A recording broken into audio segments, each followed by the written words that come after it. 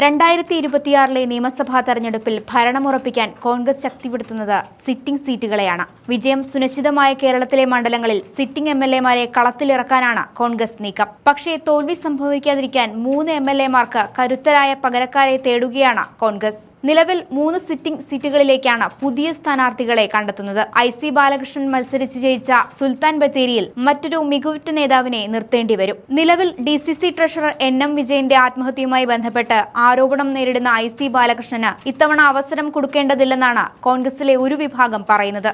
MLAക്കെതിരായ vigilance അന്വേഷണവും ജില്ലയിലെ വിഭാഗീയതയും വിജയസാധ്യത കുറച്ചേക്കും. എല്ലാ മണ്ഡലത്തിലും സൂക്ഷ്മമായ നിരീക്ഷണം നടത്തിയാണ് കോൺഗ്രസിന്റെ ഓരോ നീക്കവും. പാലക്കാടിന്റെ കോട്ട തകർക്കാൻ പാർട്ടിയിൽ നിന്ന് പുറത്തായ രാഹുൽ മാങ്കൂട്ടത്തലിന് പകരം ഒരാളെ കോൺഗ്രസിന് കണ്ടെത്തിയേ തീരൂ. BJP ഉന്നമിച്ചിരിക്കുന്ന അവരുടെ A ക്ലാസ് മണ്ഡലത്തിൽ മികച്ച സ്ഥാനാർത്ഥിയെ മത്സരിപ്പിച്ച് പ്രതിരോധം തീർത്തില്ലെങ്കിൽ സീറ്റ് നഷ്ടപ്പെടാനും സാധ്യതയുണ്ട്. ആരെ മത്സരിപ്പിക്കണമെന്നതിനെ കുറിച്ചുള്ള ചർച്ച കോൺഗ്രസിൽ പുരോഗമിക്കുകയാണ്. സിറ്റിംഗ് സീറ്റിൽ മത്സരാർത്ഥിയെ മാറ്റേണ്ടി വരുന്ന മറ്റൊരു മണ്ഡലമാണ് തൃപ്പൂണിത്തുറ.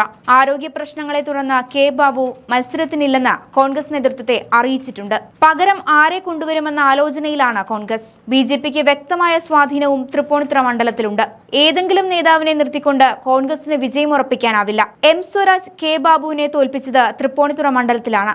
എൽദോസ് കുന്നപ്പള്ളിക്ക് പെരുമ്പാവൂരിൽ ഒരിക്കൽ കൂടി സീറ്റ് ഉറപ്പിക്കാനാകുമെന്ന വിലയിരുത്തലിലാണ് കോൺഗ്രസിന്റെ സംസ്ഥാന നേതൃത്വം.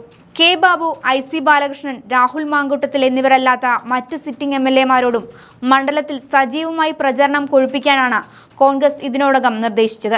സംസ്ഥാനത്തെ 140 നിയമസഭാ സീറ്റുകളിൽ കോൺഗ്രസ് വിജയമുറപ്പിച്ചത് 22 സീറ്റുകളിലാണ്. അതേസമയം നിയമസഭാ തെരഞ്ഞെടുപ്പിൽ ജമാഅത്തെ ഇസ്ലാമിയുടെ പിന്തുണ സ്വീകരിക്കുമെന്ന് വ്യക്തമാക്കുകയാണ് പ്രതിപക്ഷ നേതാവ് VD സതീശൻ. ജമാഅത്തെ ഇസ്ലാമി അമീർ തന്നെ മതരാഷ്ട്രവാദത്തെ തള്ളിപ്പറഞ്ഞതാണ്. പിന്നെ പിന്തുണ സ്വീകരിക്കുന്നതിൽ എന്താണ് തെറ്റെന്നാണ് VD സതീശൻ ചോദിച്ചത്. CPMന്റെ കൂടെ നിൽക്കുമ്പോൾ എല്ലാവരും മതേതരവാദികളും CPM വിട്ടുകഴിഞ്ഞാൽ ഉടൻ വർഗീയവാദികളുമാകും. ആ നിലപാടിനോട് ഞങ്ങൾക്ക് യോജിപ്പില്ല. CPMനെ വിട്ടുപോയ ജമാഅത്തെ ഇസ്ലാമിയെ ഇപ്പോൾ തള്ളിപ്പറയുന്ന CPM തന്റെ നിലപാടിനെ സാഹചര്യങ്ങൾക്കനുസരിച്ച് മാറ്റിപ്പറയുന്ന അവസരവാദിയാകുകയാണെന്ന് പറയാതെ വയ്യ. മണ്ഡലങ്ങളിലെ കൃത്യമായ നിരീക്ഷണത്തോടെയുള്ള സ്ഥാനാർത്ഥി നിർണയവും പ്രചരണവും കോൺഗ്രസിനെ വിജയത്തിലേക്ക് അടുപ്പിക്കുകയാണ്. കോൺഗ്രസിനെതിരായ CPMന്റെ പ്രതിരോധം തദ്ദേശ തെരഞ്ഞെടുപ്പിൽ വിലപ്പോവില്ലെന്ന് രാഷ്ട്രീയ കേരളം ഉടനെ തിരിച്ചറിയും.